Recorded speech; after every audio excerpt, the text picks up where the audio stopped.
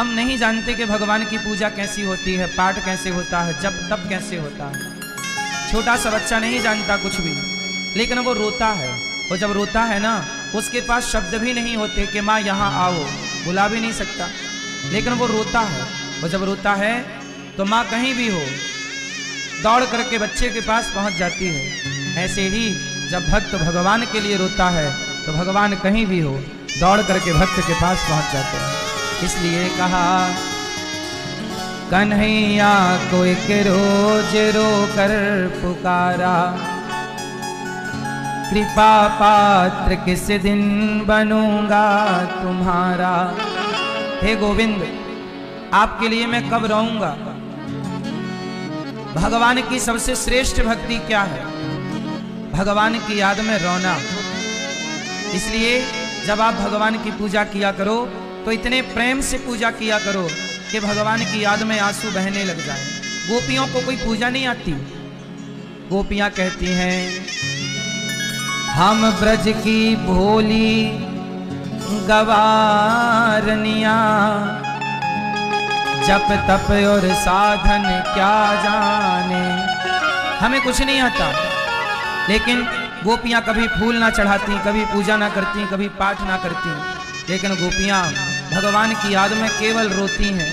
हे गोविंद कब आओगे, हे श्याम सुंदर कब मिलोगे।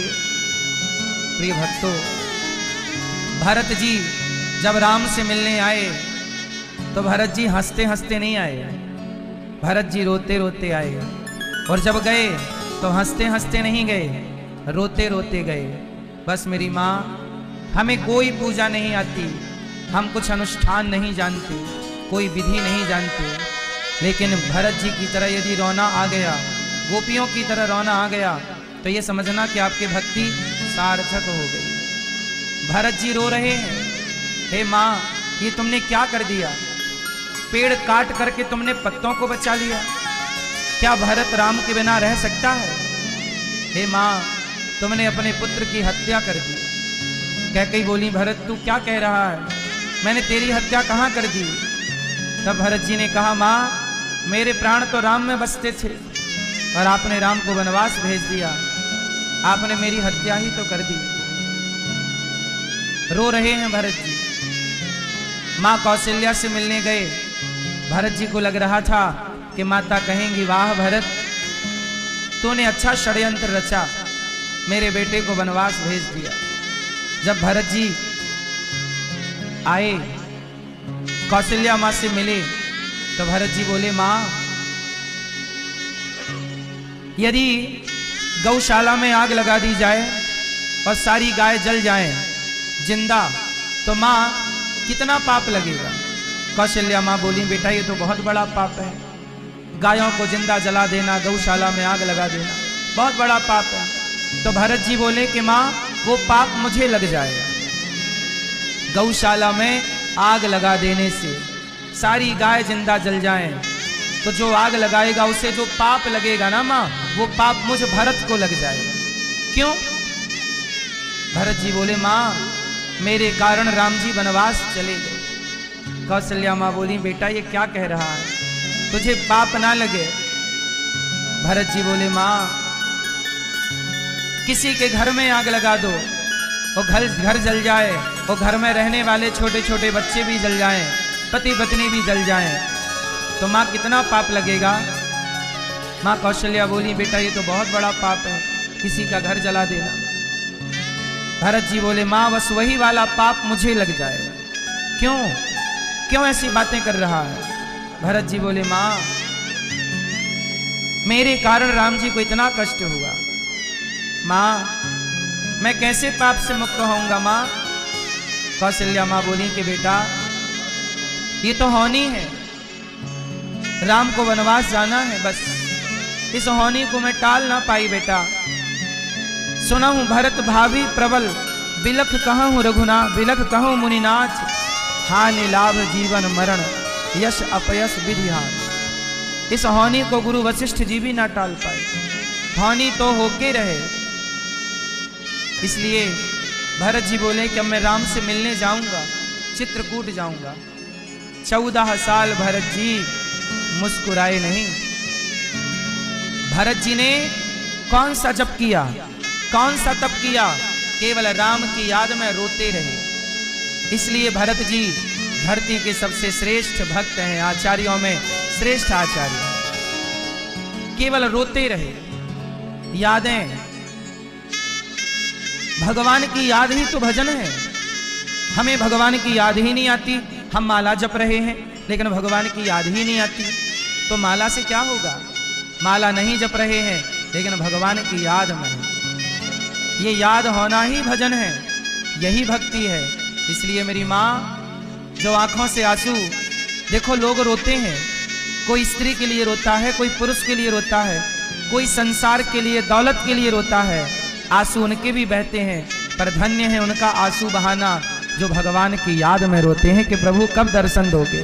क्या बिना दर्शन के जीवन पूरा हो जाएगा? क्या आपका दर्शन नहीं कर पाऊंगा? भगवान की याद में रोया करो, भगवान की पूजा करो, तो इतना प्रेम हो, इतना प्रेम हो कि आंखों से अश्रुपात होने लग जाए। गोपियां बैठी हैं और भगवान के लिए रो रही हैं। हे कृष्ण, हे श्याम सुंदर, कब आएगा मेरा सांवरिया, कब आएगा मेरा सांवरिया, कब आएगा मेरा सांवरिया, कब आएगा मेरा सांवरिया। आएगा तो क्या करेगा? मेरे आंसू पहुँच कर मुझे गले लगाएगा, मेरे आंसू पहुँच कर मुझे गले लगाएगा। भगवान की याद में रोया करो।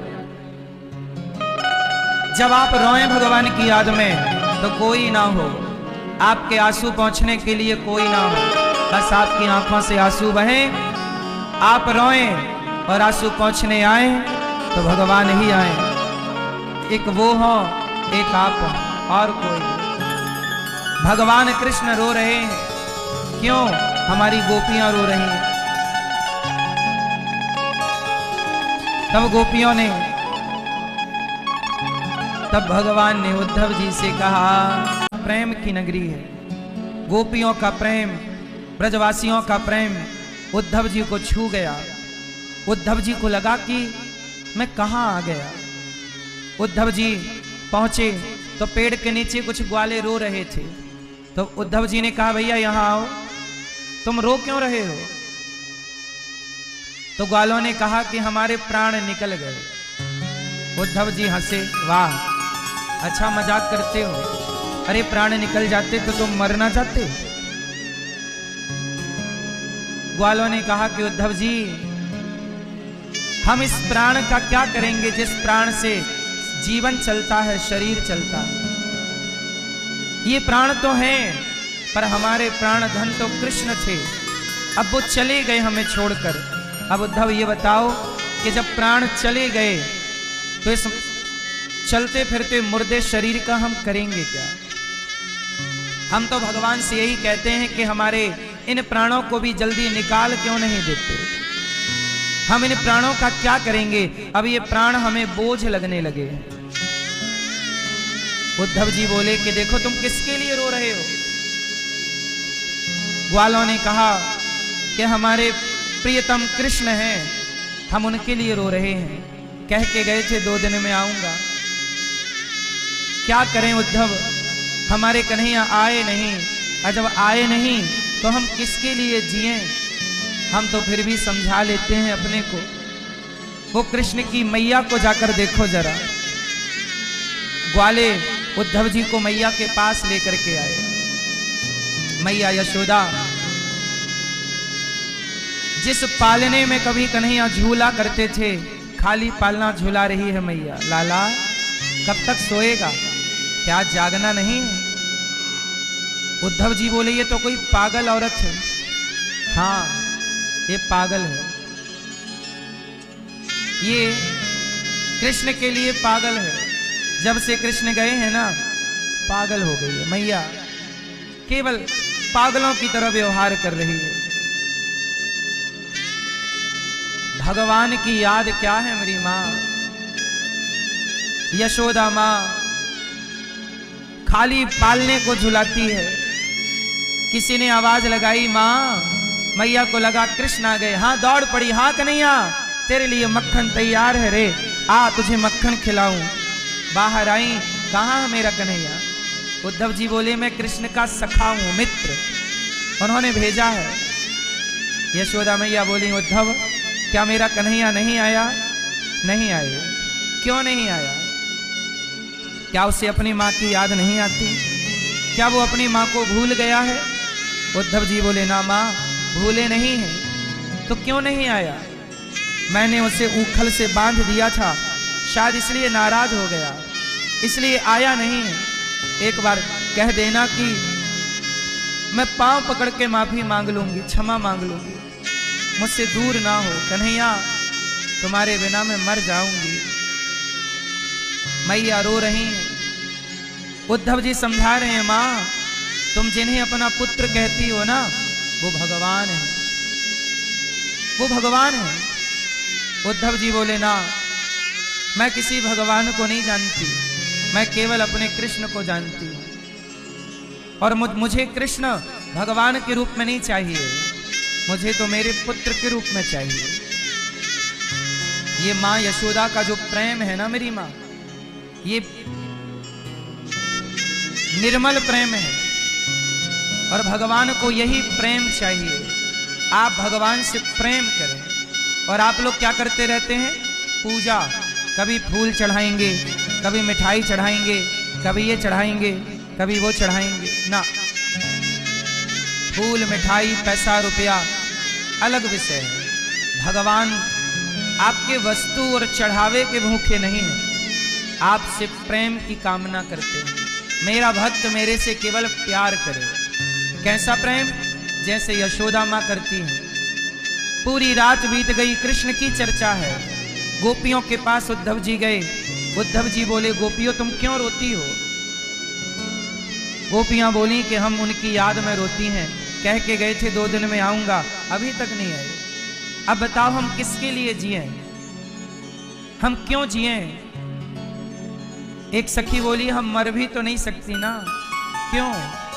कहा था आऊंगा, यदि हम मर गए और तब कृष्ण आए तो, इसलिए हम जिंदा रहेंगी, उनके लिए जीवित रहेंगे। देखो जरा, हम भी जिंदा हैं, गोपियां भी जिंदा हैं। हम लोग जिंदा किसके लिए हैं? संसार के सुख के लिए। और गोपियां किसके लिए जिंदा हैं? भगवान के लिए।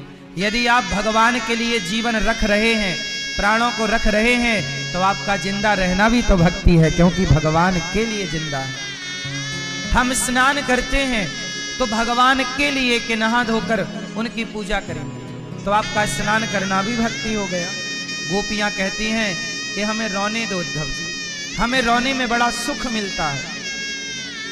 उद्धव जी बोले कि देखो, रोने में कभी सुख हो सकता है?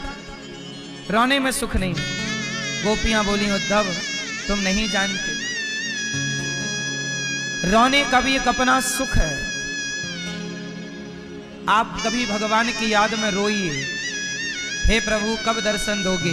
देखो ना, हम लोगों का भी बुढ़ापा आ रहा है, हम लोग भी एक दिन बूढ़े हो जाएंगे और एक दिन मर जाएंगे। हमें भी अर्थी पर लिटाकर ले जाया जाएगा, चिता पे जलाया जाएगा। हमें भी एक दिन यहीं प्रयागराज में अस्थियां विसर्जित कर दी जाएंगी। लेकिन सवाल मैं अपने आप से पूछता हूं कि क्या हमने मरने के पहले वो काम कर लिया जो काम करने आए थे? सवाल आपसे, अपने आप से पूछिएगा, आप लोगों ने वो काम कर लिया, वो प्राप्त कर लिया जो प्राप्त करने आए थे? आप लोगों ने क्या पाया? शादी कर ली, पत्नी पा गए, बेटा बेटी पा गए, पद प्रतिष्ठा पा गए। क्या ईश्वर को पाया? क्या आत्म कल्याण किया? क्या प्रभु से प्रेम हुआ? संसार से ही प्रेम होता रहा, पैसों से प्रेम हो गया, सम्मान प्रतिष्ठा से प्रेम हुआ, संसार के लोगों से प्यार मोहब्बत हुई, पर जिससे प्यार करने आए उनसे तो प्यार हुआ ही नहीं। और हम मर गए, अब हम मर तो गए, अब भगवान से प्रेम करने के लिए अगला जन्म कब मिलेगा, क्या गारंटी है, कौन जानता। इसलिए मेरी माँ, अगले जन्म पर ना छोड़ो, इस जीवन से ही प्रभु प्रेम कर लो, भगवत प्रीति कर लो। ये शरीर, ये जीवन आज है, अनिरुद्धाचार्य के मर जाने के बाद पता नहीं ये शरीर अनिरुद्धाचार्य को अब कब मिलेगा, ये प्रयाग कब मिलेगा, ये भगवान की चर्चा कब मिलेगी। इसलिए आज मिली है तो अपना कल्याण करके ही चलो, आधा काम ना करें। संसार की उपलब्धियां बड़ी बात नहीं है। बेटे से प्रेम हुआ है, पत्नी से प्रेम हुआ है, परिवार से प्रेम हुआ है, क्या भगवान से प्रेम हुआ? नहीं हुआ, तो हम नुकसान में हैं, हमारी हानि है। इसलिए मेरी माँ, गोपियां कहती हैं कि हमें रोने दो। गोपियां बोली कि देखो, जो प्रेम गली में आए नहीं, उद्धव तुमने कभी प्रेम किया है? क्यों मैया? गोपियां बोल रही, उद्धव क्या तुमने कभी प्रेम किया है? उद्धव जी ने कहा कि हम तो ज्ञानी हैं और ज्ञानी को प्रेम की क्या जरूरत है। तब गोपियां बोली, उद्धव जिस ज्ञान के अभिमान में तुम हो, जो बात हम तुम्हें कह रही हैं, समझा रही हैं, वो तुम्हें ज्ञान से समझ में ना आएगा। भगवान ज्ञान का विषय नहीं है, भगवान प्रेम का विषय है। ईश्वर किसका विषय है? प्रेम का। अच्छा ये बताओ, आप में से कितने लोग प्रेम करते हैं? जो करते हैं वो हाथ उठाओ। किससे करते हो?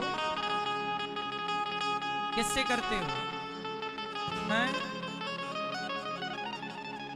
कोई प्रेम करता है पत्नी से, कोई पति से, कोई बेटा से, कोई बेटी से, कोई पैसे से, कोई गाड़ी बंगला मकान दुकान से। लेकिन ये बताओ, इन सब प्रेमों में, इन सब प्रेम में बात बनेगी ना मेरी माँ? प्रेम करना है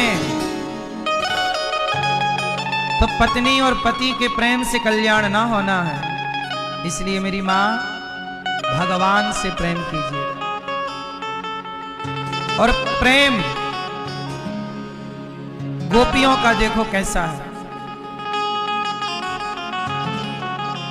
जब गोपियां उद्धव जी से कहने लग गईं कि देखो उद्धव, तुम हमें ना समझाओ,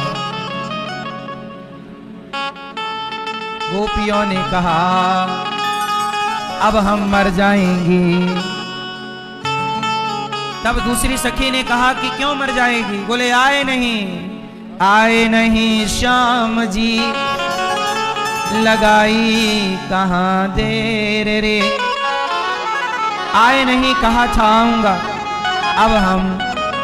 अब हम किसके लिए जिए, तेरे बिना भी क्या जीना। ओ मोहन रे, तेरे बिना भी क्या जीना। फूलों की कलियों में, सपनों की गलियों में, तेरे बिना कुछ कहीं ना।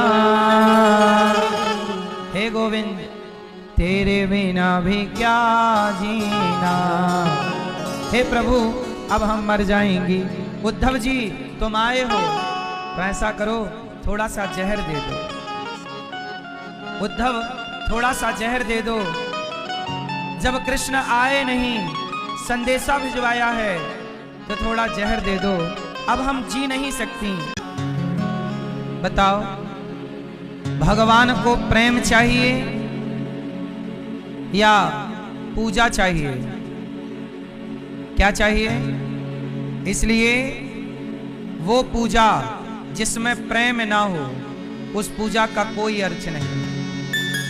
और जिसमें प्रेम है तो वो गाली भी अच्छी है।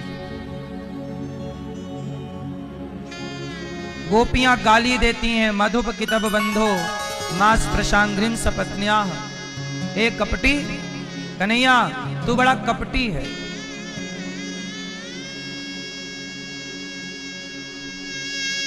गोपियां कृष्ण से बस यही कहना चाहती हैं कि हे श्याम सुंदर, मैं जहां देखती हूं तुम दिखते हो, तुम्हारे सिवा कोई दिखता नहीं। हे ब्रह्मा जी, ऐसी कृपा करो, ऐसा वरदान दो कि ये कृष्ण चित्त से निकल जाए। ब्रह्मा जी रो पड़े। गोपियों, सारी दुनिया कृष्ण को चित्त में बिठाना चाहता है, सारी दुनिया बिठाना चाहती है कृष्ण को चित्त में के हृदय में आए, और तुम कहती हो कि चले जाएं। गोपियों के प्रेम की पराकाष्ठा तो देखिए। इसलिए आप लोगों से मैं विनती करूं, फॉर्मेलिटी औपचारिकताओं में ना उलझे रहिएगा। मीरा की तरह प्रेम करना सीखिए, मीरा की तरह भगवान की याद में रोना सीखिए, नरसिंह जी की तरह भगवान में समर्पण करना सीखिए।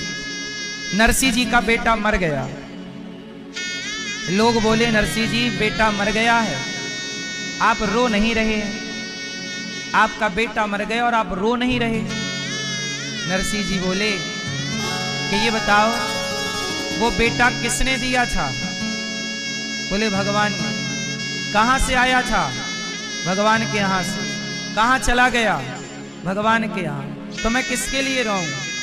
जिसकी संपत्ति थी उसके पास चली गई, अब मैं क्यों रोऊं? मैं भी तो उसी के पास जाऊंगा, तो क्यों ना मैं उसके प्रेम में रहूं।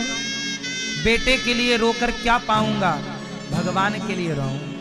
बेटे के लिए रोओगे तो भी क्या होगा? इसलिए जगत के लिए ना रोया करो, जगन्नाथ के लिए रोया करो। हे प्रभु, आपकी याद में कब आंसू आएंगे? भगवान के लिए तड़पा करो। डॉक्टर जो होता है ना, आपका ब्लड निकालता है और रिपोर्ट तैयार करता है, सब कुछ पढ़ लेता है कि आपके शरीर में इस चीज की कमी है, खून में सब पता चल जाता है, ब्लड में बहुत कुछ लिखा होता है, डॉक्टर को पढ़ना आता है। ऐसे प्रेम के आंसुओं में भी बहुत कुछ लिखा होता है, लेकिन वो भाषा केवल भगवान को पढ़नी आती है। इसलिए जब आप भगवान की याद में रोते हैं तो आप भगवान के बहुत करीब होते हैं। जब आप नहीं रोते तो भगवान के करीब नहीं होते। कोई भी इतिहास उठा लो किसी का, तुलसीदास जी रो रहे हैं, जासु वियोग बिकल पशु ऐसे, प्रजा मातु पितु जी हैं ही कैसे। तुलसीदास जी भगवान की याद में रो रहे हैं। इसलिए आप भी फुर्सत निकाला करो, जहां केवल आप हो और केवल भगवान। हे नाथ, हे दीन बंधु, हे श्याम सुंदर, मुझ पापी पर कब करुणा करोगे? मुझ अधम पर कब कृपा करोगे प्रभु? क्या संसार के इसी चक्र में मैं मर जाऊंगा? क्या अपना दर्शन नहीं दोगे भगवान? क्या चित्त में आप नहीं बैठोगे? मेरे मन में काम, क्रोध, लोभ, मोह, अभिमान, अज्ञानता भरी पड़ी है। बुराइयों की खदान हूं मैं, लेकिन फिर भी मुझ बुरे आदमी पर भगवान ने कितनी बड़ी कृपा की कि मुझ जैसे पापी को आपके बीच में गंगा मैया की गोद में बिठा दिया। ये कृपा नहीं तो क्या है? भगवान बड़े दयालु हैं, न जाने कौन से गुण पर दयानिधि रीझ जाते हैं। हम किस काबिल थे ये बताओ? 84 लाख योनियों में भटकने वाले हम पतित थे, लेकिन हम पतितों को उठाकर भगवान ने आपको मनुष्य बना दिया। और मनुष्य बनकर भी यदि आप उस परमात्मा का धन्यवाद ना दो, उसकी शरणागति ग्रहण ना करो, तो इससे बड़ा दुर्भाग्य भला हमारा और आपका क्या होगा। इसलिए मेरी मां, संसार की जिम्मेदारी पूरी करना, लेकिन भगवान से कहना, हाथ जोड़ के कहो सब लोग, मेरे संग कहो, बोलो हे श्रीमन नारायण, हे श्याम सुंदर, हम पापी हैं, अधम हैं, नीच हैं, दुष्ट हैं, खल हैं, कामी हैं, क्रोधी हैं। हे प्रभु, हम जैसे हैं आपके, हे नाथ हमें स्वीकार कीजिए। हे प्रभु, जैसे गाय बछड़े को चाट कर निर्मल करती है, ऐसे आप भी हमें निर्मल कीजिए। हे नाथ, हम अपने आप को आपके श्री चरणों में समर्पित करते हैं। हरि शरणम, हरि शरणम। अच्छा एक बात बताओ, गाय का बच्चा जन्म लेता है तो गंदा रहता है कि नहीं? फिर गाय उसे चाट कर साफ करती है। क्या वो बछड़ा स्वयं को साफ कर सकता था? जैसे वो बछड़ा स्वयं को साफ नहीं कर सकता, गाय ही साफ करेगी, ऐसे हम भी पापी हैं, हम स्वयं को साफ नहीं कर सकते। जैसे गाय बछड़े को साफ करती है, हमें निर्मल कोई कर सकता है तो भगवान करेंगे। इसलिए आप बछड़े की तरह उनकी शरणागति ग्रहण कर लो। हे प्रभु, हम आपके जाहि विधि राखें राम, ताहि विधि समर्पण कर दो। माना कि मैं पापी हूं, पर हे नाथ जैसा हूं आपका हूं। भगवान कहते हैं, तुम पापी से पकोटि विप्र बध लागहि जाहू, आए शरण तजिए नहीं ताहू। करोड़ों ब्राह्मणों की हत्या कोई कर दे, कोटि विप्र करोड़ों गाय की हत्या कर दे, और ऐसा हत्यारा भी यदि भगवान की शरण में चला जाए तो भगवान कहते हैं कि मेरी शरणागति जो ग्रहण कर ले, वो कितना भी पापी हो, मैं उसे निर्मल कर देता हूं। ये भगवान की कृपा है, इसलिए उनका नाम है दीन दयाल। जो दीनों पर दया करते हो वो दीन दयाल है। दया ना करते भगवान तो भगवान को भगवान कौन कहता? इसलिए मेरी मां, कृपा ना करते, कृपा की ना होती जो आदत तुम्हारी, तो सुनी ही रहती अदालत तुम्हारी। आप लोग यहां आए हैं इस विश्वास के साथ कि हम पापी तो हैं, लेकिन हे गंगा मैया, ये भरोसा आप पर है कि हम जैसे पापियों के पाप आप धुल दोगी, इसलिए हम आए हैं। यदि आप हम जैसे पतितों को पावन ना करें, अच्छा एक बात बताओ, यदि भगवान पतितों को पावन ना करें तो भगवान को कोई पतित पावन क्यों कहे? भगवान का नाम है पतित पावन, पतितों को पावन करने वाले। यदि हम जैसे पतितों को आप पावन करोगे ही नहीं तो आपको पतित पावन कहेगा कौन? हम जैसे दीनों पर दया करोगे ही नहीं तो आपको दीन दयाल कहेगा कौन? इसलिए हम पतित हैं और वो पावन है। भगवान कहते हैं कि तुम्हारे अंदर इतना पाप करने की क्षमता नहीं है जितनी मेरे अंदर तुम्हें पुण्यात्मा बनाने की क्षमता है। लेकिन एक शर्त है मेरी मां कि आपको भगवान को छोड़ना नहीं। यदि आपने ईश्वर को छोड़ दिया तो फिर भगवान आपको चाह कर भी बचा नहीं सकते। चरणों को छोड़िएगा मत। रावण के पास विभीषण है, रावण को छोड़ते नहीं है विभीषण। भले विभीषण लंका के सुख से अलग है, पर लंका के प्रति आसक्ति है। और वो आसक्ति कब टूटी? जब रावण ने एक लात मार दिया, और जब लात मार के विभीषण को निकाला तो विभीषण समझ गए कि रावण मेरा नहीं है, राम मेरे हैं। और जब तक रावण को अपना मानते रहे विभीषण, तब तक घास की झोपड़ी में गुजारा होता रहा। और जब रावण को छोड़कर राम को पकड़े तो वही लात खाने वाले विभीषण को लंका का राजा बना के बिठा दिया भगवान ने। एक बार उनकी शरण में चले जाओ, भगवान बड़े दयालु हैं मेरी मां। मैया भगवान से निश्चल प्रेम कीजिएगा। गोपियों की चरण रज को उद्धव जी ने माथे लगाया, वापस गए। कहा प्रभु आप गोपियों से क्यों नहीं मिलते? भगवान बोले मैं गोपियों से अलग थोड़ी हूं, तो आप जा क्यों नहीं रहे, मिल क्यों नहीं रहे?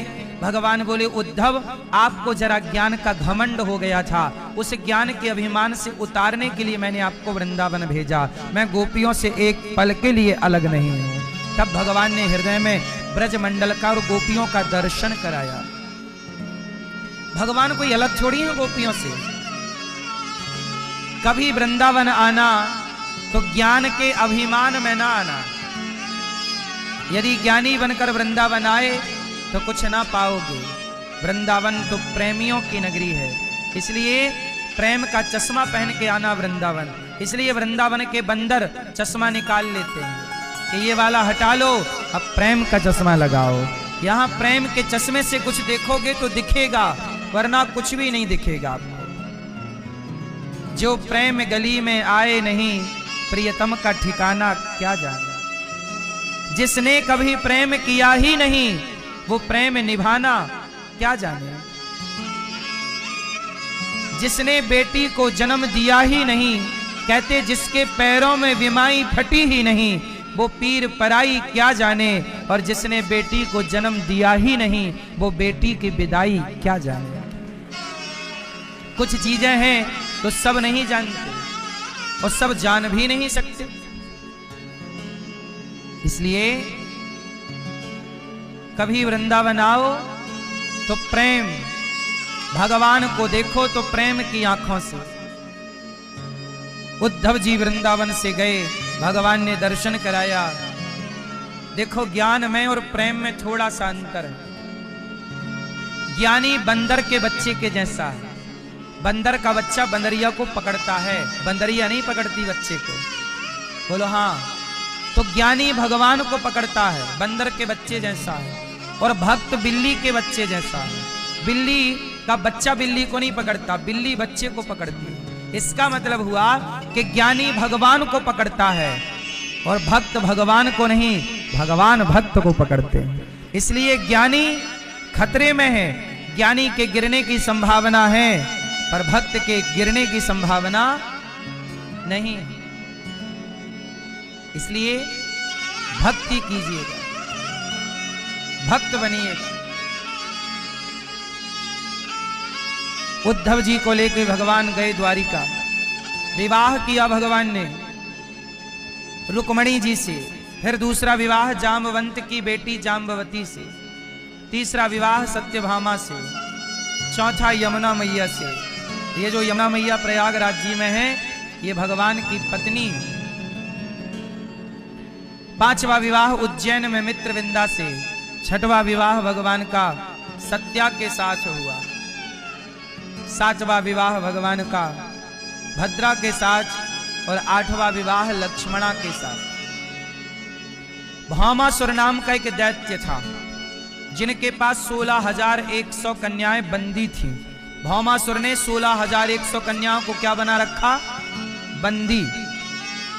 भगवान ने भामासुर को मारा और उन कन्याओं को आजाद किया। देवियों अपने अपने घर जाओ। कन्याओं ने कहा कि अब हम आपको छोड़ के कहां जाएं। भगवान से कहा कि हमसे विवाह कर लो। अच्छा, ये 16,100 कन्याएं कौन हैं? पता है आपको?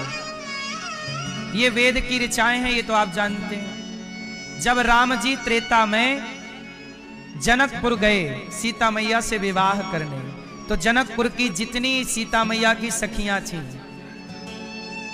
सबने राम जी को देखा और सब राम जी पे मोहित हो गए। बोली क्या ऐसे पति हमारे होंगे? क्या ये हमें मिलेंगे? अब राम जी से उन्होंने मांग लिया कि आप ही हमें पति रूप में मिलो। तब राम जी ने कहा कि इस जन्म में तो नहीं, अगले जन्म में हम आप सबको पति के रूप में प्राप्त होंगे। तो जो पति रूप में चाहती हैं, भगवान उन्हें अपनी पत्नी बना लेते हैं। इसकी एक कथा और है, कहो तो सुनाऊं।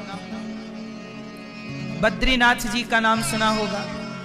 बद्रीनाथ जी में, बद्रीनाथ में नर नारायण भगवान तपस्या कर रहे थे। आज भी वहां दो पर्वत हैं, नर और जोर से नर नारायण भगवान। इसलिए बद्रीनाथ जी में नर नारायण भगवान की पूजा होती है।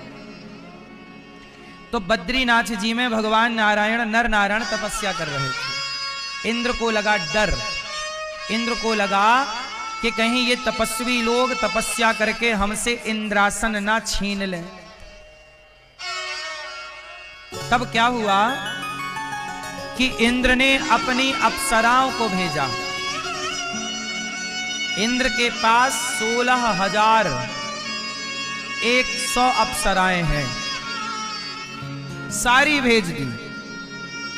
जाओ। पहले साधु संतों की तपस्या कौन बिगाड़ता था? जोर से अप्सराएं। और आज भी अप्सराएं ही बिगाड़ रही हैं तपस्याएं। अप्सराएं कहीं चली थोड़ी गई हैं। इसलिए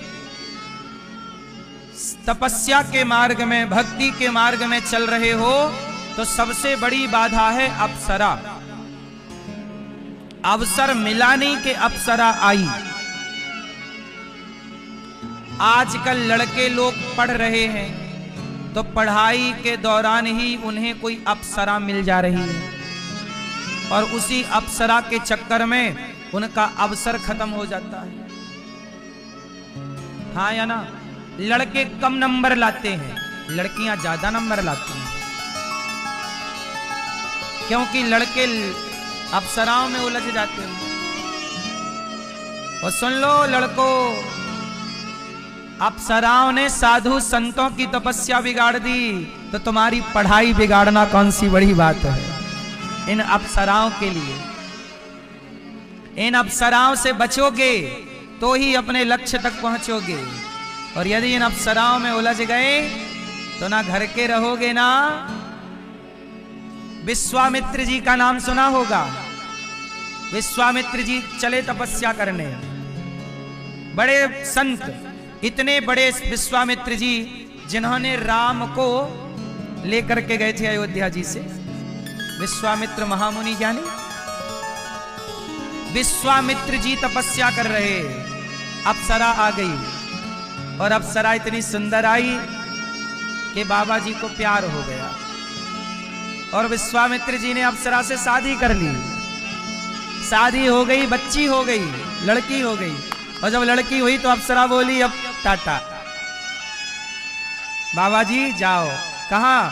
बोले हम तो आपकी तपस्या बिगाड़ने आई थी, इंद्र ने भेजा था, अब हो गई तपस्या भंग, अब हम चली। अब बाबा जी को बड़ा बुरा लगा। विश्वामित्र जी बोले राम राम राम, मैं कहां फंस गया। उन्होंने फिर तपस्या स्टार्ट की और बाद में फिर वो ब्रह्मर्षि बने। कश्यपोत्री वशिष्ठस्य विश्वामित्रोथ गौतमा, ये सातों ऋषि यहीं गंगा के किनारे आकर के तपस्या किए हैं। आज भी यहां पे स्थान है सप्तऋषियों का। तो कहने का अर्थ यह है कि बड़े बड़े ऋषियों की तपस्या अप्सराओं ने बिगाड़ी है। क्यों भैया? आपकी पढ़ाई लिखाई ठीक चल रही है कि अप्सराओं ने बिगाड़ रखी है?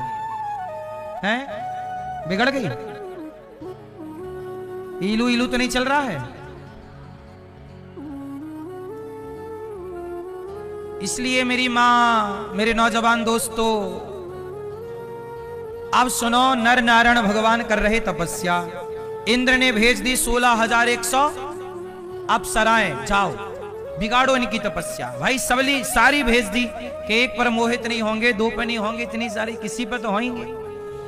तो भगवान नारायण के पास गई अप्सराएं और वहां जाके वो बैठ गई। अपना वही प्रपंच चालू हो गया, नाचना और नृत्य करना। भगवान की आंखें खुली तो भगवान ने देखा कि बहुत सारी सुंदर सुंदर स्त्रियां हैं, अप्सराएं हैं। भगवान समझ गए कि इंद्र ने भेजा। अच्छा, अप्सराएं सबको बिगाड़ सकती हैं, भगवान को थोड़ी बिगाड़ सकती हैं। भगवान ने उन अप्सराओं से कहा देवियों आप लोग जाओ। तब भगवान ने अपनी जांघ से ऐसे किया तो एक अप्सरा भगवान की जंघा से प्रकट हो गई, उर्वशी। उर्वशी नाम की जो अप्सरा है, जो सबसे सुंदर है, भगवान ने जंघा से प्रकट की और बद्रीनाथ जी में प्रकट की, और नर नारायण में जो नारायण है उन्होंने प्रकट की। और जब उनको देखा तो ये सारी जो 16,100 अप्सराएं थी सब लज्जित हो गईं कि ये तो हमसे भी सुंदर है, और भगवान के तो जंघा ऐसे करें तो ऐसी अप्सराएं करोड़ों निकल जाएं, तुम क्या उनको तपस्या बिगाड़ोगी, क्या उनको भ्रमित करोगी। तब उन कन्याओं ने शरणागति ग्रहण की, प्रभु हम आपकी दासी हैं, हमें स्वीकार कीजिए। माना कि आप प्रभु हैं, लेकिन आप हमें अच्छे लगे हैं, हम आपकी तपस्या नहीं बिगाड़ना चाहती, लेकिन अब हम आपको पति के रूप में स्वीकार करना चाहती हैं। सारी कन्याओं ने क्या कहा कि हम आपकी पत्नी बनना चाहती हैं। अब भगवान बोले हम तो तपस्या कर रहे हैं, तुम्हारी इच्छा पूरी कैसे करें। पर भगवान इच्छा पूरी ना करें तो भी गलत है। तब भगवान बोले कि तुम अभी स्वर्ग जाओ, हम द्वापर में जब कृष्ण अवतार लेंगे तब तुम सारी अप्सराओं से हम विवाह करेंगे। और वही तब की अप्सराएं सतयुग की, द्वापर में तब भगवान कृष्ण ने सबसे एक साथ विवाह किया और टोटल विवाह हो गए 16,100। ये सब भगवान ने उधारी चुकाई है। सतयुग त्रेता द्वापर की उधारी, सतयुग त्रेता द्वापर कलयुग की उधारी, द्वापर के उस कालखंड में भगवान ने सबकी चुकाई। इसलिए भगवान की इतनी सारी पत्नियां। अब लोग पूरी कथा नहीं जानते, इस युग उस युग की कथा नहीं जानते, तो लोग कहते हैं कि भगवान इतने ब्याह क्यों कर लिए, भगवान ने इतने ब्याह क्यों कर लिए। अरे वो भगवान है, तुम्हारे बाप में दम है तो तुम भी कर लो, तुमसे हो जाए तो तुम भी 16,000 कर लो। एक में ही तो तुम रो रहे हो, एक तो संभल नहीं रही है, 2-4 आ जाएंगी तुम खर्चे ही ना उठा पाओगे कपड़े लत्ते का। बोलो हाँ, और करनी है शादी आपको, बोलो नहीं। एक में ही आदमी पंचर हो गया। भगवान है ऐश्वर्यस्य समग्रस्य धर्मस्य यश शास्त्री ज्ञान वैराग्य और चैव शरणाम भगितीर्णा। भगवान किसे कहते हैं? जिनमें अनंत गुणों से संपन्न भगवान हो, यश हो, कीर्ति हो, वीर्य हो। भगवान के 16,108 पत्नियां हैं और हर रानी के गर्भ से एक बेटी और 10-10 बेटे हुए हैं। अब बताओ तुम्हारे कितने बेटे हैं? 2। क्यों 2 हैं? 4 होने चाहिए, 6 हो। हाँ, हमारे यजमान जी हैं, इनके 11 बेटे हैं और 2 बेटियां हैं, है ना मैया? 11 छोरा गिनो, 1 2 3 4 5 6 7 और 2 बेटियां। तो आपको भी परिवार थोड़ा बड़ा करना चाहिए। बोलो हाँ कि ना? कितने बच्चे होने चाहिए? आपके कितने हैं? 3 हैं, तो अभी एक और आएगा। अच्छा है।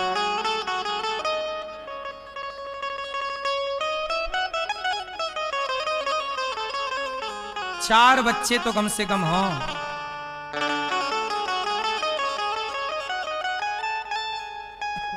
कितने बच्चे हों मैया? 4 बच्चे कम से कम। तो भगवान ने 16,108 विवाह किया, 16,108 बेटियां हैं भगवान की, और 16,108 गुणित 10, तो ये बेटों की संख्या। इतना बड़ा परिवार भगवान का। भगवान के बेटे प्रद्युम्न सम्रासुर को मारते हैं, फिर भगवान के पोते अनिरुद्ध का विवाह बाणासुर की बेटी उषा के संग हुआ। फिर राजा नृग पर भगवान ने कृपा की, बाणासुर पर कृपा हुई। राजा नृग पर भगवान ने कृपा की। राजा नृग ने गौदान किया था, जिसके कारण राजा नृग को भगवान का दर्शन हुआ। आप लोग भी अपने जीते जी गौदान अवश्य कीजिएगा। गौरी गोपाल गौशाला आइएगा, गायों का दर्शन कीजिएगा और गौ माता की सेवा कीजिएगा। कभी भी आपको टाइम मिले तो गौरी गोपाल गौशाला, गौरी गोपाल आश्रम आइएगा और वहां की सेवाओं को देखिएगा अपनी आंखों से। जीवन में गौदान अवश्य करना चाहिए। आपके आसपास भी कोई गौशालाएं हो तो गाय को सेवा के लिए जाते रहा करो, चारा भूसा का सहयोग करते रहा करो। पौंड्रक और काशीराज द्विविध का भगवान ने उद्धार किया। एक पौंड्रक नाम का एक राजा था, वो नकली भगवान बना घूमता। वो कहता कि मैं ही भगवान हूं। लकड़ी के 2 हाथ लगवा लिया और बोला मैं 4 भुजा वाला मैं ही भगवान हूं। अच्छा ये बताओ मैया, भगवान कौन है? आप बताना चश्मे वाले भैया, भगवान कौन है? कितने भगवान होते हैं सनातन में? क्या नाम है एक का? भगवान को लेके हमारे सनातनी कंफ्यूज रहते हैं और मैं बार बार कंफ्यूजन मिटाता रहता हूं कि भगवान बहुत सारे नहीं होते। सनातन में देवता बहुत हैं। देवता 33 कोटि हैं, लेकिन भगवान तो एक है। भगवान एक, एको ब्रह्म द्वितीयो नास्ति, ईश्वर एक, लेकिन वह एक ही अनेक रूपों में दिखाई पड़ते हैं। अनेक रूप रूपाय विष्णवे प्रभु विष्णवे। एक है पर वही राम, वही कृष्ण, वही नरसिंह, वही विष्णु, वही वामन, वही धनवंतरी, वही कच्छप, अनेक रूप हो गए। तो आप कंफ्यूज हो जाते हो कि राम का मंदिर अलग, कृष्ण का अलग, नरसिंह मंदिर अलग। तो 3 तो यही हो गए। 3 नहीं है, तीनों में एक परमात्मा की सत्ता है। कोई कंफ्यूजन है इसमें? हमारे भगवान के 24 अवतार हुए हैं। जहां जिस अवतार की जरूरत पड़ी वहां वो अवतार लिया। अच्छा, इतने सारे अवतारों की क्या जरूरत पड़ी? मुसलमान कहते हैं कि हमारे अल्लाह तो एक हैं। तो हमने कहा कि भाई आपके अल्लाह एक हैं, लेकिन हमारे भगवान एक तो हैं, पर अलग अलग काल खंड में, अलग अलग युगों में, अलग अलग भक्तों पे कृपा करने के लिए अलग अलग परिस्थिति के कारण अलग अलग रूप लेना पड़ा। उदाहरण से समझो, जैसे हिरण्यकश्यपु ने वरदान मांगा कि ना दिन को मरूं, ना रात को मरूं, ना अस्त्र से मरूं, ना शस्त्र से मरूं। तो अब बताओ, क्या हिरण्यकश्यपु के लिए राम का अवतार पर्याप्त था? क्या वो राम के अवतार से मरता? जोर से। क्या वो कृष्ण के अवतार से मरता? क्या वो वामन अवतार से मरता? क्या वो मत्स्य अवतार से मरता? क्या वो कच्छप अवतार से मरता? इसलिए भगवान को हिरण्यकश्यपु के लिए अलग अवतार डिजाइन करना पड़ा। बोलो हाँ। और हिरण्यकश्यपु के लिए क्या बनना पड़ा? आधा नर आधा सिंह, तो बराबर नरसिंह। तो भगवान ने नरसिंह अवतार हिरण्यकश्यपु को मारने, क्योंकि उसका जो वरदान था उसके अकॉर्डिंग अवतार लेना पड़ा, उसके अनुरूप अवतार लेना पड़ा। बोलो हाँ। अब राजा बलि यज्ञ कर रहे हैं, उनको रोकना है, तो वहां नरसिंह अवतार की जरूरत नहीं थी। वहां राम अवतार से काम नहीं होता, वहां कृष्ण अवतार से काम नहीं होता, वहां भिक्षुक अवतार चाहिए था। तो छोटे से वामन बन के आ गए। बोलो हाँ कि ना। समुद्र मंथन हुआ, पर्वत नीचे जा रहा था, तो वो पर्वत थामने के लिए राम नहीं आ सकते थे, कृष्ण नहीं आ सकते थे, तो कच्छप अवतार लिया। अरे भगवान सब अवतार इसलिए लेते हैं कि कछुओं को भी लगे कि भगवान हमारे हैं, मछली को भी लगे कि भगवान हमारे हैं। हंस अवतार लिए।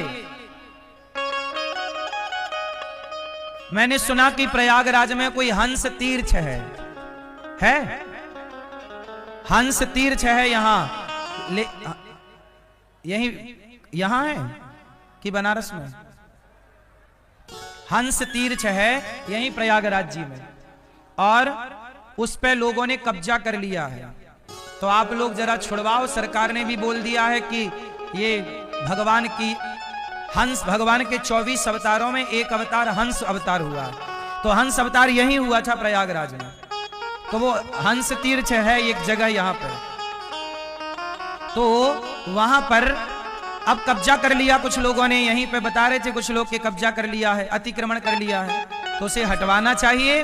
और वो सनातनियों का तीर्थ है, वहां भगवान हंस ने, वहां ऋषियों ने, नारद जी ने भी तपस्या की है, वहां ऋषियों की तपस्थली है। आज भी वो मंदिर है, टूटा फूटा प्राचीन स्थान है। तो जब ये प्रयागराज का महात्मा पढ़ते हैं तो वो हंस तीर्थ का भी उल्लेख आता है। तो आप लोग उनको, जितने भी हमारे सनातनियों के तीर्थ स्थल हैं, उन्हें अतिक्रमण से, कब्जों से मुक्त कराना चाहिए। सरकार ने बोल दिया है, मतलब सुप्रीम कोर्ट, हाई कोर्ट ने दे दिया है कि ये भगवान का स्थल है, लेकिन फिर भी लोगों ने कब्जा किया है। पुलिस को हटाना चाहिए वहां से कब्जा। आप लोगों को भी आवाज लगानी चाहिए, प्रयागराज के भक्तों, अपने तीर्थों को आप नहीं बचाओगे तो कौन बचाएगा? ये तो प्रयागराज के भक्तों की जिम्मेदारी है। खोज करो कहां है ये तीर्थ, अगल बगल है, और उसे बचाओ। भारत के कोने कोने में जहां जहां सनातनी हो, वहां वहां अपने क्षेत्र की रक्षा तो करो। मेरे बेटे की हत्या तू करेगा तो तू लाला मुझे वचन दे, तू मेरे बेटे को क्यों मारेगा? तो भगवान बोले, मां मैं तेरे बेटे को वचन देता हूं कि तेरे बेटे की 100 गलतियां रोज माफ करूंगा, 100 गलतियां रोज माफ करूंगा, लेकिन 100 के बाद यदि एक भी बढ़ी मां तो फिर मुझे मारना पड़ेगा, क्योंकि गलतियां रोज जो करे उसे तो फिर एक दिन मरना ही पड़ेगा। तो मैं आपके प्रेम के कारण, आप मेरी बुआ हो, इसलिए आपके बेटे की कितनी गलतियां माफ? 100। तो भगवान ने वचन दिया था, इसलिए 100 गलतियां चुपचाप सुनते थे। इसलिए मेरी माँ, आप लोग भी थोड़ा अपने क्षमता को बढ़ाओ, और 10-20 गलतियां तो आप भी सास की, बहू की, पति की, पत्नी की, अपनों की, भाई की, अपनों की गलतियां माफ करो। क्षमा बड़न को चाहिए, छोटन को उत्पात, काहरी को घट गयो जो भृगुमारी लात। क्षमा बड़न को चाहिए और छोटन को उत्पात। इसलिए मेरी मां क्षमा किया करिए, क्षमा।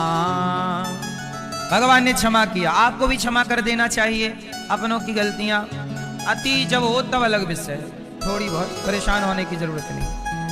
ये कथाएं यही मैसेज देती हैं। अच्छा, धर्मराज युधिष्ठिर ने किया यज्ञ। क्या किया मेरी मां? एक नेवला था, महाभारत में एक कथा है, एक नेवली की। मैया, ओ लाल मैया, बैठ जाओ मेरी मां। एक नेवला था, एक पंडित जी थे और पंडितानी। तो पंडित जी भोजन करने बैठे। मैया ध्यान से सुनो मेरी मां,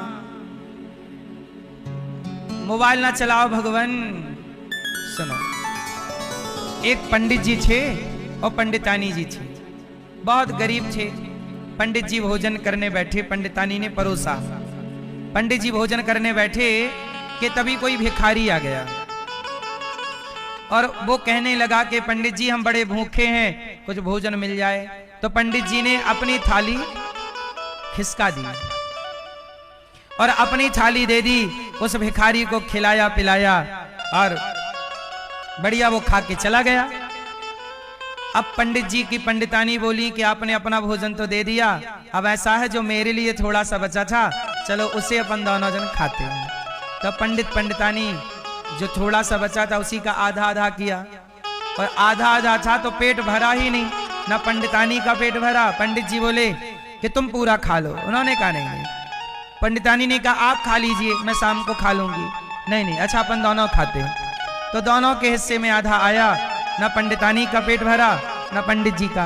पर पंडित जी ने कहा कोई बात नहीं, आधा पेट भोजन से भर लेते हैं, आधा पानी से।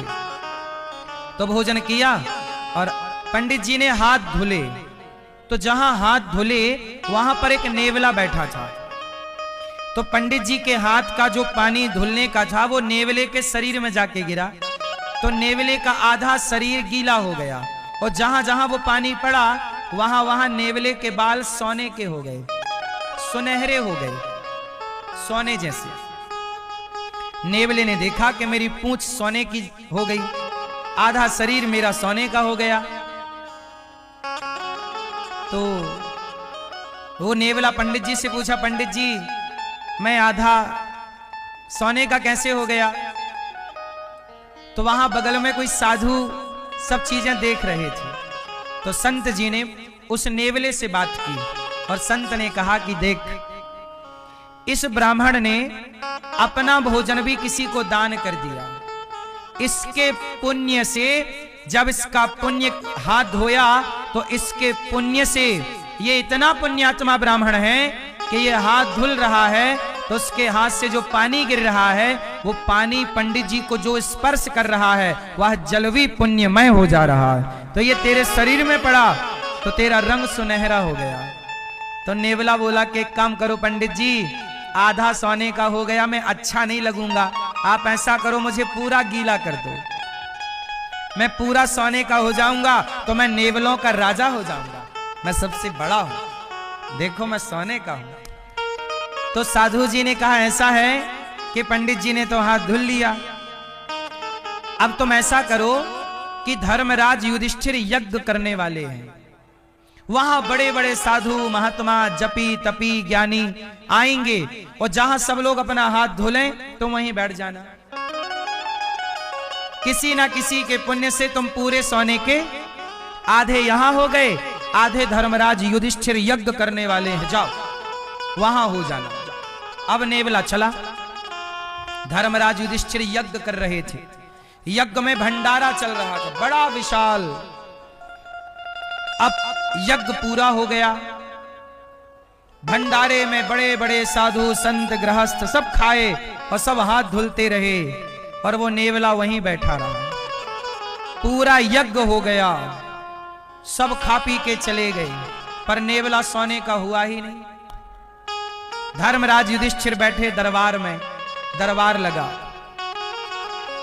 अर्जुन बोले कि मेरे भैया युधिष्ठिर ने जो यज्ञ किया है, इससे बड़ा यज्ञ आज तक धरती में हुआ ही नहीं, इससे बड़ा यज्ञ इस धरती पे नहीं हुआ, इतना बड़ा यज्ञ।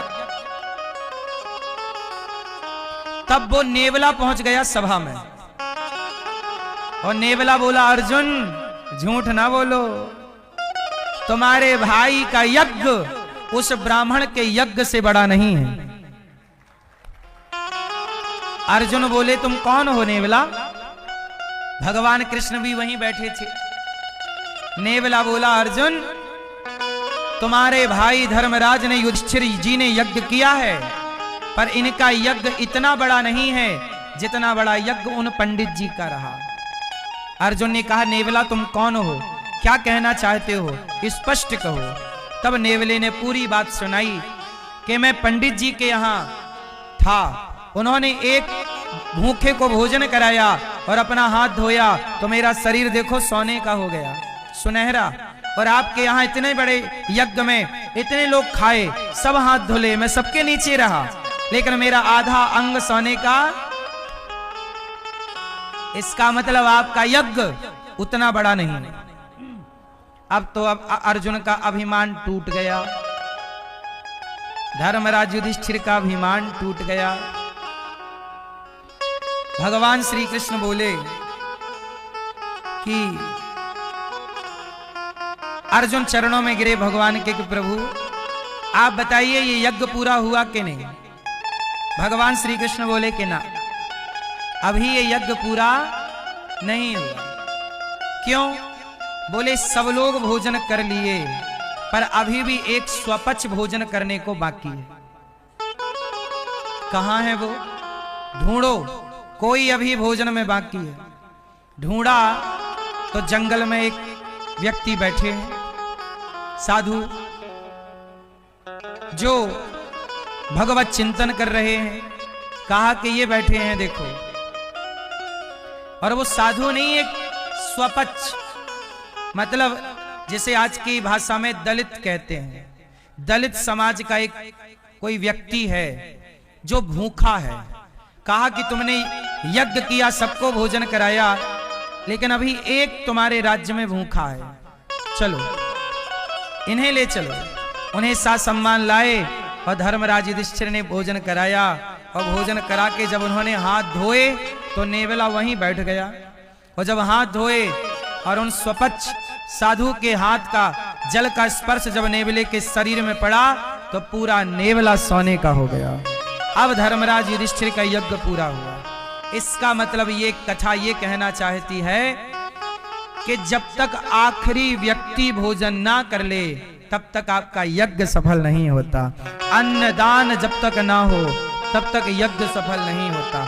इसलिए गौरी गोपाल भगवान की रसोई 24 घंटे चलती है कि आखिरी व्यक्ति रात के 2 बजे भी आए तो उसे भरपेट भोजन मिले। आप वृंदावन आइएगा, वृंदावन में 24 घंटे भोजन चलता है गौरी गोपाल रसोई में। 24 घंटे भरपेट भोजन मिलता है सबको। कभी भी आओ, दिन में आओ, रात को आओ, रात के 2 बजे आओ, रात के 3 बजे आओ, भोर के 4 बजे आओ। जब आप भोजन मांगेंगे क्या मतलब आपको मांगना भी नहीं पड़ेगा, वहां चलता रहता, आपको मांगना भी नहीं पड़ेगा। तो गौरी गोपाल रसोई है जहां अखंड, ये रसोई गौरी गोपाल जी की है, अखंड चलती। कोई ये लाइन लगी है ना, ये टूटती नहीं है, चलती रहती। 30 से 40 हजार लोग पर डे भोजन करते हैं और 12 महीने करते हैं और 24 घंटे चलता है। अब बताओ, धर्मराज युधिष्ठिर ने जो यज्ञ किया, उस यज्ञ से बड़ा यज्ञ उस ब्राह्मण का यज्ञ था कि अपनी थाली उन्होंने किसी को खिला दी। एक थाली भोजन भी, एक व्यक्ति का भी पेट आपने भाव से प्रेम से भर दिया तो वह एक यज्ञ के समान पुण्य है साहब। एक भक्त का, एक भूखे का, एक साधु का पेट भरना। इसलिए कहता हूं अन्नदान किया करो। अन्नदान से बड़ा कोई दान नहीं होता मेरी माँ। थोड़ा अन्नदान करना सीखिएगा बच्चों के नाम से। इसलिए गौरी गोपाल रसोई में आप भी अन्नदान कीजिएगा। अखंड संतों की सेवा चलती है गौरी गोपाल में, हजारों संत भोजन करते हैं। आप भी एक दिन की सेवा कीजिए कि आज संतों को भोजन हम कराएंगे। अन्नम ब्रह्म, ईश्वर का वास कहां है? अन्न में। सबके बिना जीवन संभव है, अन्न के बिना जीवन संभव। इसलिए रोज अन्नदान करना चाहिए आप गृहस्थों को, नित्य। भले एक मुट्ठी अन्नदान करो, एक मुट्ठी चावल, एक मुट्ठी गेहूं, एक मुट्ठी दाल निकाल के रख दो। 30 दिन में 30 मुट्ठी हो जाए तो गौरी गोपाल भिजवा दिया करो। 30 मुट्ठी का जो बने उसका वो भिजवा दिया करो कि हम रोज 5 रुपए निकाल के रखेंगे गौरी गोपाल के लिए। रोज 10 रुपए निकालेंगे और 10 रुपए रोज निकालो, 20 रुपए रोज निकालो और महीने में 10-10 रुपए जोड़े तो कितना हुआ? 300 रुपए हुआ। तो 300 रुपए रोज का, एक 5-10 रुपए भी रोज के हिसाब से 300 रुपए महीने का आप निकाल के रखो अलग, ताकि हमारे घर से रोज अन्नदान हो। रोज दान रोज करना चाहिए। गौरी गोपाल में भोजन रोज होता है। वृद्ध माओं को रोटी रोज चाहिए। गौरी गोपाल गुरुकुल में 150 बच्चे हैं, बच्चों को रोज रोटी चाहिए। 400 गैया है, रोज चारा चाहिए। आप लोग दान कभी कभी करते हैं, हम कहते हैं दान का नियम बनाओ और ये दान अपने बच्चों को भी सिखाओ। कमाई का 2% 5% दान जरूर करना चाहिए। दान करने से धन घटता है कि बढ़ता है? क्या होता है? दान करने से धन की शुद्धि होती है। धन में भी दोष होते हैं, जो हम पैसा कमाते हैं उसमें दोष होता है कि नहीं? बोलो हाँ, क्या दोष होता है?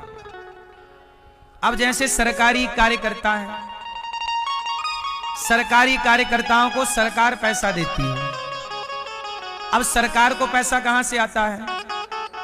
सरकार को सब तरह से पैसा आता है। अब जो बूचड़ खाने चल रहे हैं, गौ हत्याएं हो रही हैं, तो गौ हत्या का पैसा भी तो सरकार के खजाने में जाता है। टैक्स जरूर ले लेती है सरकार। सरकार किसी के घर घुस जाती है और इनकम टैक्स के नाम से और घर में घुस के ले आती है पैसा।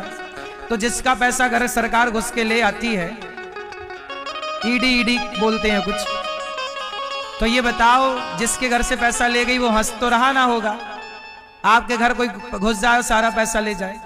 तो सरकार का जो पैसा है, राजा का जो पैसा होता है, सबसे गलत पैसा राजा का ही बोला गया है शास्त्रों में। सबसे गंदा पैसा किसका है? राजतंत्र का। राजा का पैसा सबसे गलत होता है धर्म की दृष्टि से, क्योंकि राजा के खजाने में गौ हत्या का पैसा भी आ रहा है, लूट घसोट का पैसा भी आ रहा है। बोलो हाँ। तो सरकार के खजाने का जो पैसा है, इसलिए पुराने जमाने में जैसे वशिष्ठ जी थे, वशिष्ठ जी कभी दशरथ जी से पैसा नहीं लेते थे, क्योंकि सरकार के पास टैक्स का पैसा आता है। राम के जमाने में टैक्स अच्छा था, आज के जमाने में तो टैक्स बहुत है, लोग रो रो के टैक्स देते हैं। तो सरकारें रुलाती हैं जनता को कि देना ही पड़ेगा, तो रो रो के पैसा मिला। तो सरकार का पैसा अपवित्र है। इसलिए आपको तो सैलरी में, आप तो मेहनत कर रहे हो, आपको महीने में 30,000 50,000 साल महीने का 1 लाख आ गया, वो पैसा आपको तो लगाना है बच्चों में। तो उस पैसे से 2% पहले पुण्य किया करो। धन की शुद्धि कैसे है? कहते हैं कि तन पवित्र सेवा किया। तन को शुद्ध करना है तो सेवा करो, मन को शुद्ध करना है तो कीर्तन करो, और धन को शुद्ध करना है तो दान करो। इसलिए जो कमाओ पहले उससे दीन दुखी की सेवा करो, भूखे को रोटी खिलाओ। अब जैसे आप कंपनियों में काम करते हो, पता नहीं वो कंपनियां कैसे पैसा कमाती हैं, तो कुल मिला के सैलरी जो आपको मिलती है वो किस तरह का पैसा है। इसलिए वो सारा पैसा अपवित्र है, दूषित है। बोलो हाँ। अच्छा एक बात बताओ,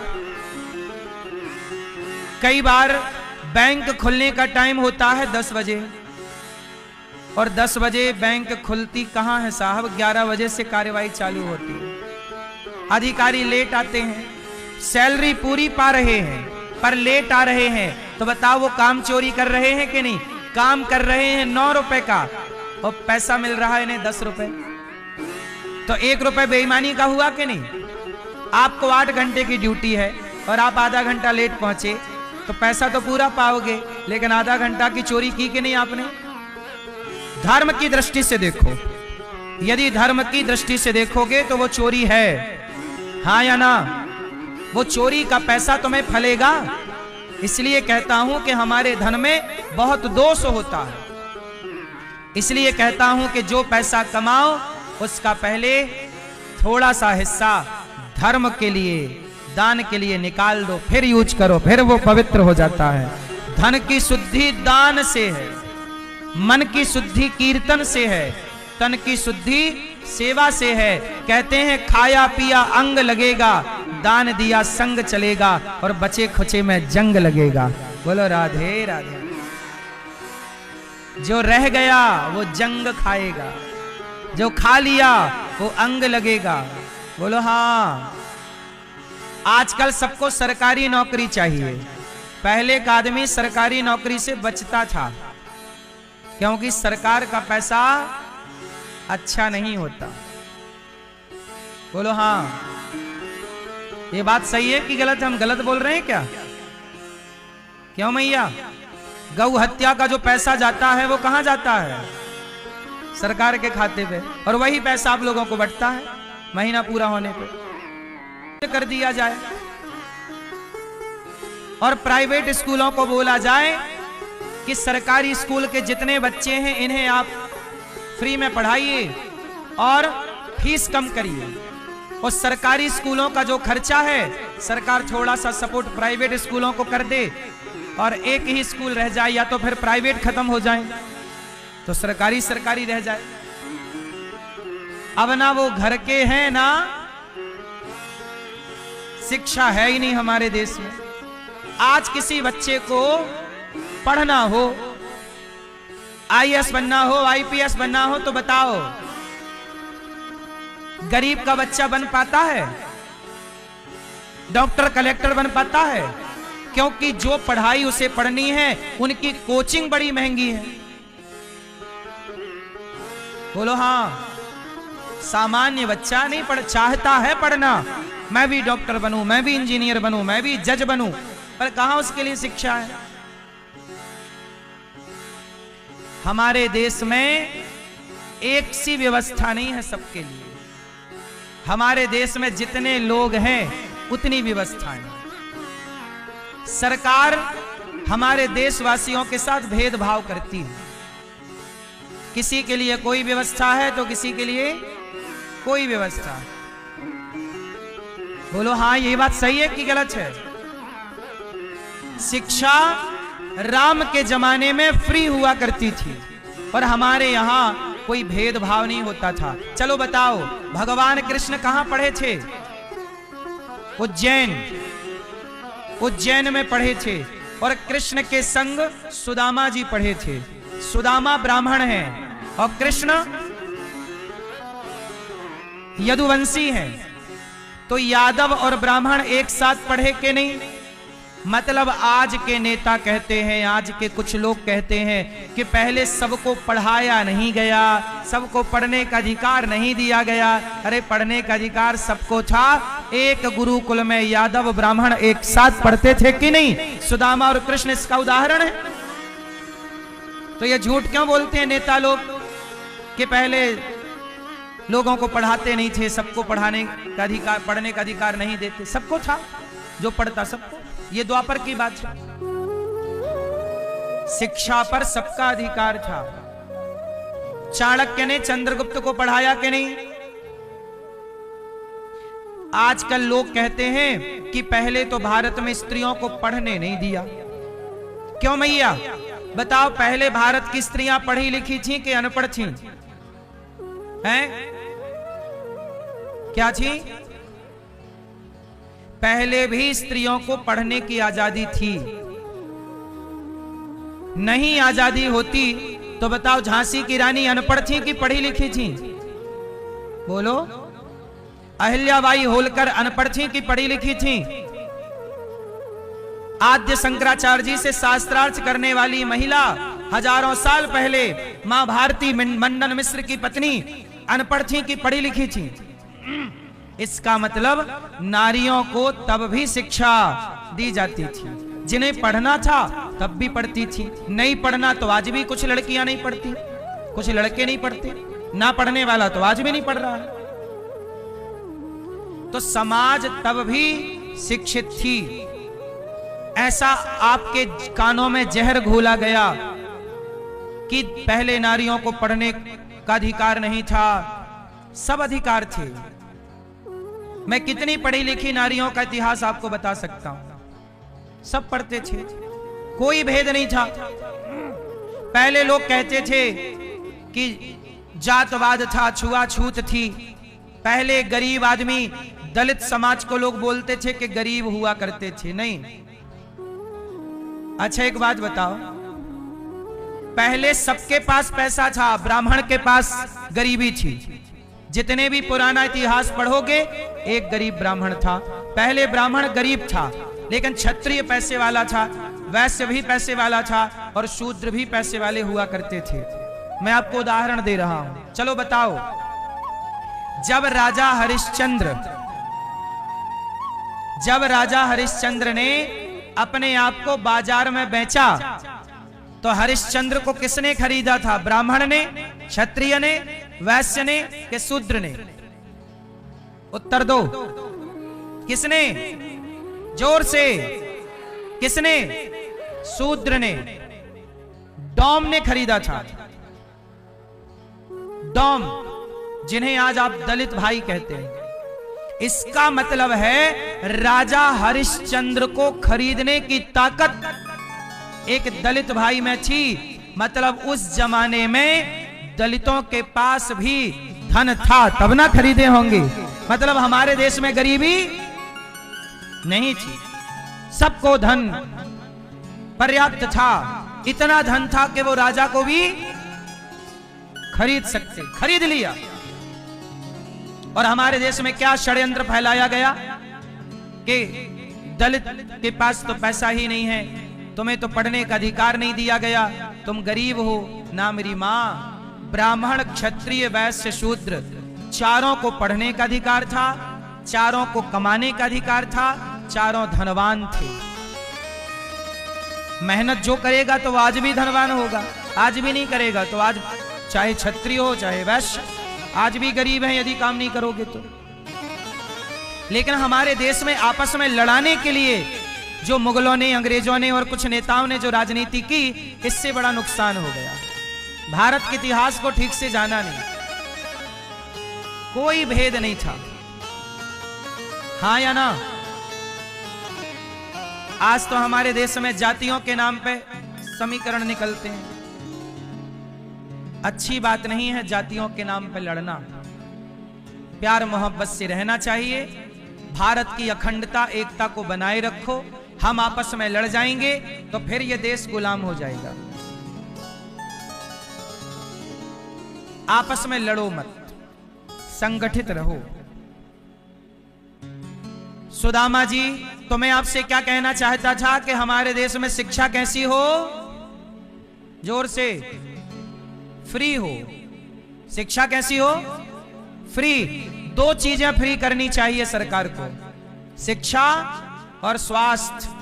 कितनी भी दवाई हो, अमेरिका में शिक्षा फ्री है और अमेरिका में स्वास्थ्य भी फ्री है। अमेरिका में जितना पढ़ना चाहे, जितना इलाज कराना चाहे, सब फ्री है अमेरिका में। इसलिए वो तरक्की कर गया क्योंकि उसने शिक्षा और स्वास्थ्य पर ध्यान दिया। और हमारे देश के नेता हिंदुओं को आपस में लड़ाने पर ध्यान दे रहे। कैसे ये लड़ेंगे, जातवाद में कैसे ये लड़ते रहे। ये आपस में लड़ा रहे हैं और हम लड़ रहे हैं। अमेरिका तरक्की कर गया, भारत का बच्चा बोलता है कि अमेरिका तरक्की कर गया, भारत तरक्की क्यों नहीं किया? क्योंकि अमेरिका ने शिक्षा पर ध्यान दिया, हमारी सरकारों ने शिक्षा पर ध्यान दिया ही नहीं। गा से गधा पढ़ा रहे हैं। अब गधा पढ़ेंगे तो गधे ही बनेंगे। इसलिए शिक्षा रीढ़ की हड्डी है सनातन की, सनातन की नहीं धरती की। जो समाज शिक्षित है, हमारे देश में चप्पलें चोरी हो जाती हैं। सुनो बेटा, सुनो सुनो, चुप रहो। हमारे देश में क्या चोरी हो जाती है? चप्पल। इसलिए हमारी मैया कथा में आती है तो चप्पल पे ही बैठ जाती है। ले जा चोर, कैसे ले जाएगा? अभी भी सैकड़ों मैया चप्पल पे बैठी होंगी, चप्पल पे बैठ के सुन रही है कथा। आसन अच्छी है, चप्पल की आसन। बेचारी मैया भी क्या करे, 200 रुपया की चप्पल खरीदी, बाहर उतारे तो फिर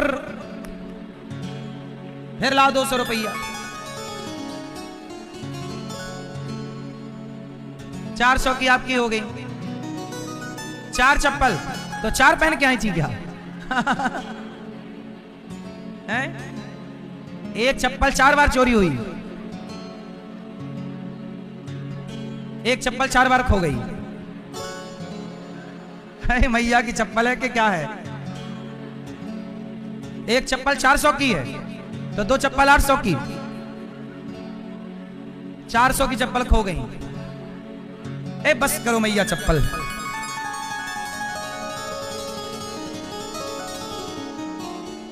सुनो, हमारे देश की अशिक्षा का हाल देखिए कि हमारे देश में आज भी चप्पल चोरी हो रही है, चलते फिरते मोबाइल चोरी हो रहा है। हमारा देश चोरी करने पे दिमाग लगा रहा कि इसकी चैन कैसे काटूं। हमारा देश दिमाग लगा रहा है कि इसकी चप्पल कैसे चुराऊं, इसके जेब से बटुआ कैसे निकालूं। और अमेरिका दिमाग लगा रहा है कि सैटेलाइट कैसे बनाऊं, ये कैसे करूं, वो हमारे पास भी दिमाग है पर हमारा दिमाग गलत जगह खर्च हो रहा है, हमारी एनर्जी गलत जगह लग रही है। और इसका मूल कारण है कि सरकारें स्वयं नहीं चाहती कि आप पढ़ लिख जाएं। क्योंकि आप पढ़ लिख जाओगे तो अपने अधिकार की बातें करने लग जाओगे। इसलिए मेरी मां, ये देश, आप बताइए, हर बच्चे को शिक्षित होना जरूरी है या नहीं? यह संभव कब होगा? जब भारत की शिक्षा फ्री होगी। कितने लोग चाहते हैं हमें सिलेंडर फ्री मत दो सरकार, हमें शिक्षा फ्री चाहिए और स्वास्थ्य क्या फ्री चाहिए?